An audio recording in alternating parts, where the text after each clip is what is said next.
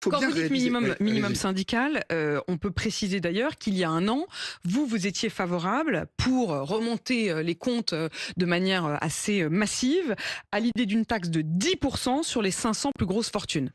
Oui, je pense que cet Donc là, c'était enrichissement... davantage. Bien sûr, mais c'est évident que... Et ça rapportait d'ailleurs beaucoup plus. Beaucoup plus. Cette mesure de 2%, qui donc rapporte grosso modo 20 milliards d'euros, puisque vous avez ces 500 plus grandes fortunes valent 1000 milliards, un peu plus, 1200 milliards. Si vous les taxez à 2%, ça rapporte en gros 20 milliards. Je crois que tout le monde voit que les ordres de grandeur sont très importants.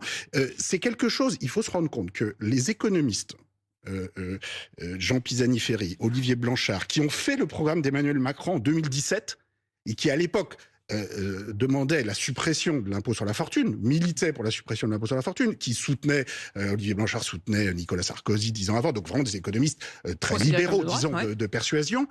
Maintenant, on signe une tribune avec Gabriel Zucman pour défendre cet impôt. Donc, si vous voulez, il y a eu un changement d'opinion, y compris chez les économistes qui conseillent les libéraux, qui est considérable. Et les politiques sont vraiment à la traîne. Le problème, c'est que Emmanuel Macron, Gabriel Attal, François Bayrou ou le nouveau Premier ministre n'ont visiblement toujours pas compris ce changement de réalité. Donc pour vous, c'est une évidence. Pour vous, c'est une évidence. Moi, c'est le minimum. Maintenant, je voudrais qu'on